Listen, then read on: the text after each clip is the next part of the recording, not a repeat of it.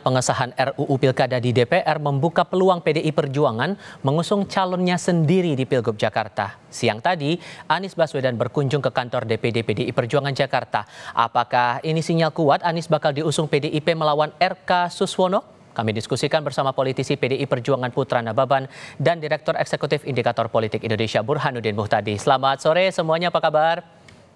Selamat sore, kabar baik, apa kabar? Terima kasih sudah hadir bersama kami. Kabar baik selalu untuk kita semua. Bang Putra, tadi siang Pak Adi Wijaya saat ditanya oleh wartawan kemungkinan Anies ini diusung PDIP, bilangnya insya Allah. Tapi kalau dari DPP, kan saya udah berapa persen nih sekarang? Iya, kalau terkait dengan kandidat calon gubernur, wakil gubernur, bupati, wakil bupati, dan wali kota dan calon wali kota itu kan ada di tangan Ibu Ketua Umum dan DPP PDI Perjuangan. Kita sudah menyaksikan beberapa daerah sudah diumumkan calonnya dan tentunya kita masih menunggu keputusan dari Ibu Ketua Umum terkait dengan calon gubernur dan wakil gubernur dari DKJ. Saat ini kita masih menunggu dan kita masih punya waktu hingga batas pendaftaran nanti sampai tanggal 29 Agustus. Oke, tapi sebetulnya ada syarat tidak dari PDI Perjuangan kalau kemudian mau mengusung orang-orang tertentu, terutama Anies kalau mau diajukan PDI Perjuangan maju di Pilgub Jakarta, Bang? Kemarin kan itu sudah disampaikan oleh Ibu Ketua Umum di saat mengumumkan calon-calon kandidat, calon-calon kepala daerah di DPP PDI Perjuangan. Dan kalau tidak salah tadi dalam press conference sudah disampaikan oleh Pak Anies sendiri. Dalam pemahaman Pak Anies kan kita mendengar bahwa yang dimaksud Ibu Ketua Umum menurut Pak Anies adalah bagaimana kita memahami kebinekaan NKRI, Pancasila, dan keberagaman dan lain sebagainya sebagai landasan fondasi dari bangsa dan negara ini. Jadi saya rasa syarat-syarat kalaupun itu disampaikan terkait dengan syarat-syarat tadi Pak Anies juga sudah menjelaskan depan Ketua DPD dan kepada wartawan terkait hal itu. Oke, karena belakangan yang muncul juga namanya adalah kalaupun jadi nama Anies maju di DKI Jakarta kemudian diusung di Pilkada DKI Jakarta, ada beberapa nama juga yang diusulkan untuk jadi wakil. Beredar nama Rano Karno, kemudian Hendrar Prihadi. Ini nama ini masuk radar tidak sebetulnya, Bang?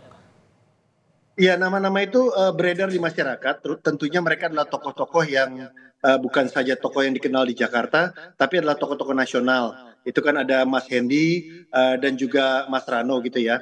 Nah ini kan bagaimana kita juga memiliki kader-kader yang menurut PDI Perjuangan juga cukup mumpuni gitu ya untuk menjadi pemimpin, menjadi tokoh-tokoh di Jakarta. Nanti tentunya Mas kita tunggu ya, karena biar bagaimanapun kan apa yang tadi Mas Anies lakukan dengan DPD DKI Jakarta adalah suatu silaturahmi, suatu komunikasi politik, dan kita juga tidak membicarakan teknis. Karena memang itu bukan ranah dari DPD dan bukan ranah dari kita siang tadi.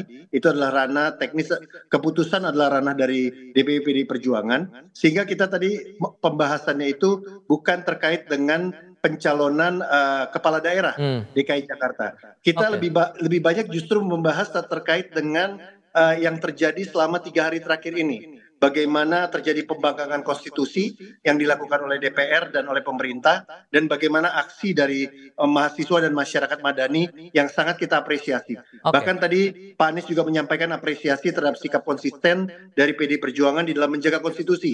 Ada di garda terdepan, baik di dalam DPR maupun di luar DPR. Itu yang disampaikan tadi dalam pertemuan. Saya harus tegaskan satu hal ini lagi, Bang, karena tadi Anda bilang ke rekan kami di Ponur Bahagia bahwa pertemuan antara Anies dengan DPD PDIP Jakarta ini sudah sepengetahuan Bu Mega. Apakah ini jadi syarat awal kalaupun kemudian Anies mau diusung PDI Perjuangan di Pilgub Jakarta, Bang?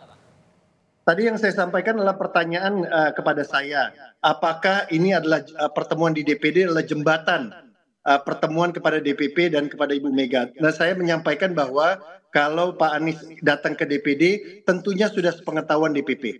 Gitu ya, saya tidak mau menggunakan istilah jembatan, tapi tentunya kami sebagai partai politik ketika ada tamu yang ingin bersilaturahmi dan bertemu terutama tokoh politik, tentunya itu atas pengetahuan dari Dewan Pimpinan Pusat. Gitu, Mas. Tapi sebetulnya Bu Mega sudah punya ketertarikan tidak dengan Anies Baswedan ini untuk diusung ke Jakarta, Bang? Kan apa yang disampaikan Bu Mega kan jelas ya kemarin ya di dalam pertemuan tersebut ya.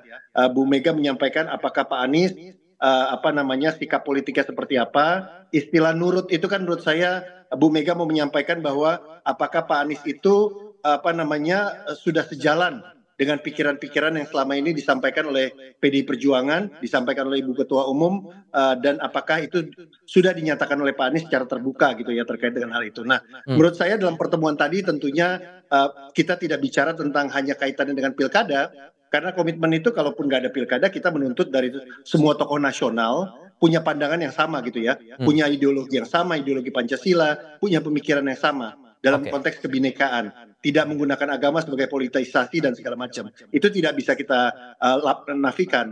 Artinya Oke. ini meskipun tidak ada kaitannya dengan tiket menuju pilkada, tentunya hal tersebut akan kita kritisi dan kita tanyakan dan kita tagih kepada seluruh tokoh nasional.